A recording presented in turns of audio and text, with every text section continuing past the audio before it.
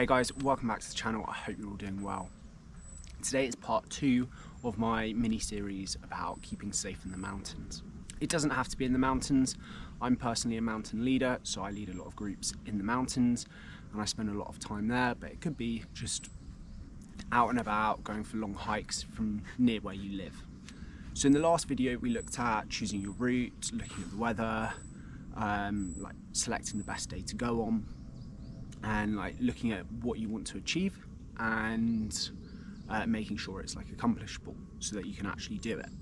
In this video we're going to look at getting ready for going out on the mountains, so the things you need to carry. We're going to talk about some bits of advice to keep you safe whilst you're on the mountains, and potentially if something goes wrong, what would you do in that scenario as well. So quite a few things to cover. So without further ado, let's get into it. So we'll start off with things you should pack and like what you should carry whilst you're on the mountains. So first off, you need a bag. So it doesn't really matter what bag you use. This is an Arc'teryx one, so it's quite an expensive bag. You could use a rucksack from Decathlon or anything that suits the purpose, something that will carry all your stuff, that's comfortable, that you don't mind wearing for a long period of time, and something potentially that could be quite heavy, so we'll be able to carry that weight, will stay comfortable for the whole duration of your hike. This one I find perfect. It's the Breeze 32, and the number means the size, so 32 litres. But yeah, I'd recommend this one. Obviously it's very expensive. There are much cheaper options out there as well. Like I said, from Decathlon, Mountain Equipment, like all those places have much cheaper bags than this one. Next, you need a good pair of boots. So a decent pair of trainers will work as well. I like these Innovate ones. They're really lightweight, but again, they're quite expensive. Everything I'm showing in the video today I have purchased myself. I've not been given anything, so everything I'm saying is stuff is like, it's not paid for, it's not an ad, it's nothing like that, it's all my personal opinion. But yeah, these boots are lightweight, really comfortable, give you some ankle support as well, so great for rough terrain and undulating ground. So I definitely recommend a good pair of walking boots or a decent pair of trainers. The last thing you want to happen is for your shoes to fall apart whilst you're in the mountains. It's happened to me before and it's horrible. End up duct taping your shoe together and you lose half your grip, so definitely recommend having a decent pair of shoes. Next, it doesn't really matter what time of the year it is, but I would always bring a spare layer, just something to chuck on if it's cold. Obviously bring more layers. Personally I prefer more thinner layers rather than fewer thicker layers, just because it allows me to regulate my body temperature better. If it's summer and it's really warm and you're hiking up, when you get to the summit of a mountain it's going to be a little bit chilly, so having an extra layer to keep on or to put on when you get there is amazing. Also if you stop for lunch, it might get a little bit chilly as well, so having that is really important. And like I said, in winter you're going to want more layers anyway. It could be something very thin. This is a very thin layer, but it provides a huge amount of warmth, so it doesn't need to be something super thick if it's like really hot and sunny like it is today. Next, I would bring a hat. It could be a cap. I've just got a hat, it was the first one I found. Some gloves as well. Don't have to be anything thick, it could just be a thin pair of liners, just something to keep your hands warm and potentially dry if it does start to rain. And a buff. I would always bring a buff with me because they're great using as headbands if it's really hot and sweaty, so it stops sweat dripping into your eyes. They're also brilliant if it's windy, rainy. If it's quite dusty, you can put it over your mouth as well to stop breathing in all the dust. I think they're really useful, and I'll always carry at least one with me in my bag.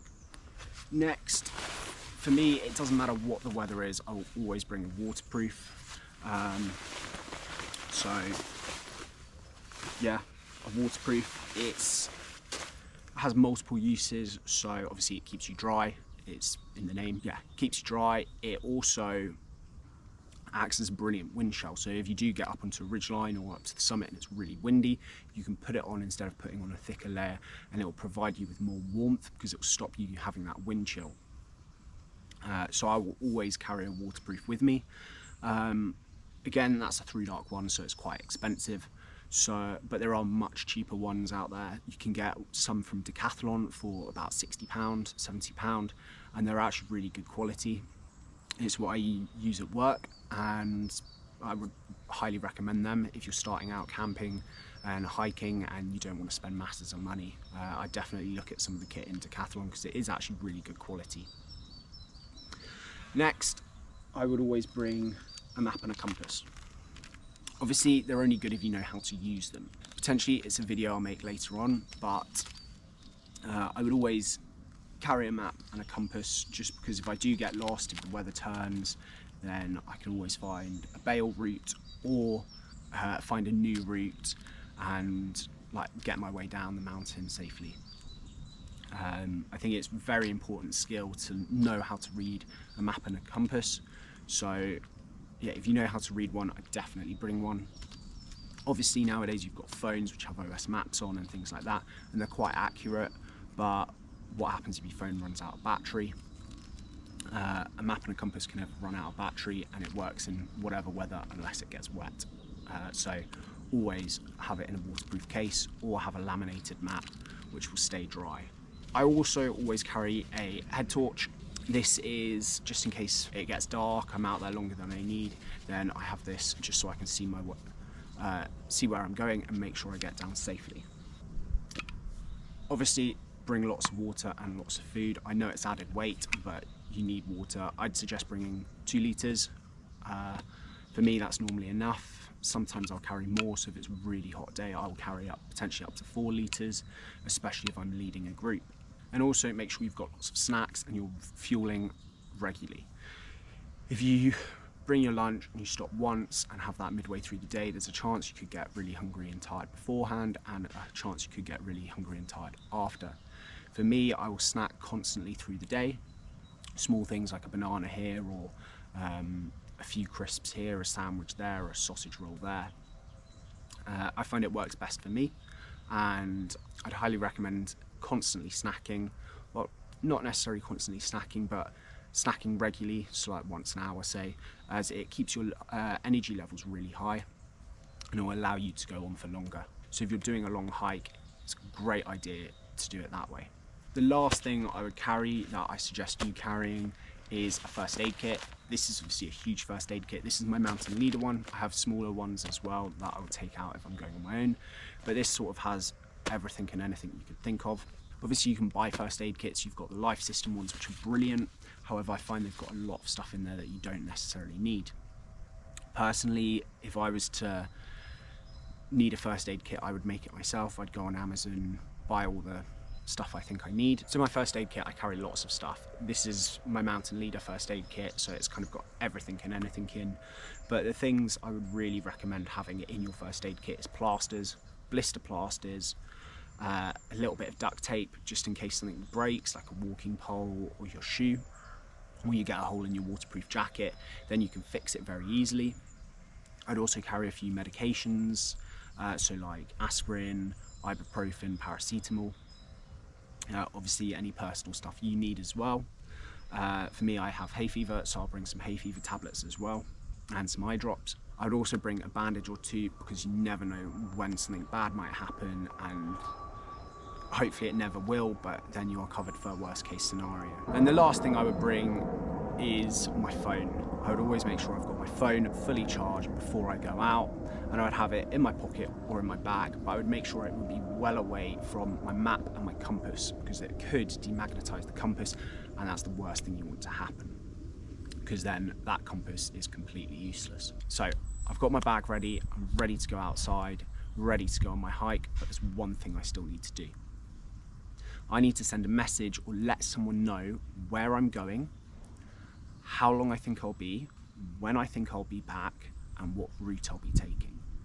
Obviously it doesn't have to be exact, but if something does happen and you're not back by this time, then they can start to worry. and then they can call mountain rescue or someone else to come out and help you, because potentially something has happened. Fortunately, it's something that's never happened to me, but just in case that does happen, I will always tell like my girlfriend, my mum, someone who kind of knows how to contact mountain rescue, where I'm going. For example, like we used in the last video, I'm going up Snowdon, I'm taking the Watkins path, I should be back by, I don't know, 5 o'clock. If you've not heard from me by 5 o'clock, start to worry. If you've not heard from me by 7 o'clock, call mountain rescue. That sort of thing. Just because then if something has happened and I can't find signal, then I know by 7 o'clock, chances are someone is going to be coming up the mountain to help me out and try find me.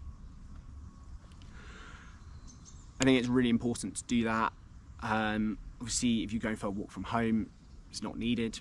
Well, it could be needed, but it's not as necessary. If you're going somewhere where you've never been before, it's a big mountain, quite a hard, difficult route, I definitely recommend doing it. So, God forbid something happens and someone slips, smashed their head open, what do? Obviously, you try help them out as best as you can with your first aid kit, you try bandage them up, put them in the recovery position, but you need to call mountain rescue. So how do you go about doing that, and what do you say? Well, firstly, you'd find out where you are. So ideally, you'd have a map and compass and you'd be able to pinpoint pretty much where you are. If not, hopefully you've got a phone or a GPS which will tell you. If not, knowing where you are on the path and what path you're on and what mountain really helps. So when you go to call mountain rescue, you call 999, you ask for the police and then mountain rescue. They will ask you lots of details like your name, your phone number, what the issue is and where you are. You don't necessarily need to know your phone number, but you can say, I'm happy for you to use this number to call me back. And quite often they will be able to track your phone as well. So as long as you know roughly where you are, they will be able to pinpoint you more accurately using your phone. So once you've done that, they will hopefully tell you what to do, sort of make sure you're keeping the person warm, things like that, and eventually mountain rescue will come. The whole time you're waiting for mountain rescue, obviously keep yourself warm, because number one priority is yourself. You also need to keep the person warm, the casualty warm, because their body temperature is going to drop massively. Hopefully it's something that never happens to you, but it is really important to know what to do if something does happen and how to call mountain rescue. So hopefully that's helped a little bit with that. I would also suggest when you're doing your walk or your hike, if it's the first one you're doing or you're very new to this, take it slow. You don't need to rush, enjoy the outdoors, take in the scenery. You're not under time constraints. Obviously, you've told your friend or your mum, your girlfriend, your husband, your wife, where you're going and when you should be back. But hopefully you've given yourself more than enough time to get back in that period. If I'm doing Snowdon and I'm leaving at midday, I'm not going to say, well, if you haven't heard from me by 5 o'clock, call mountain rescue, because there's every chance I might not be back by that time. I would give myself a good few hours after I think I will be back before they should call mountain rescue. So yeah, take it slow. You've got no time constraints. Enjoy it, because that's why you're doing it. You're there to enjoy it. You're there to accomplish your challenge, and hopefully you will enjoy it. I would also highly recommend sticking to the paths. It's really important that you do. Firstly, it protects the mountains, it protects the environment, it stops the paths from getting wider, but it also means it's a lot harder to get lost. I know lots of people who go off paths and get lost. They're not that good at reading a map and really struggle to find their way back. So I'd highly recommend, if you're new to hiking and walking, I definitely recommend sticking to the paths.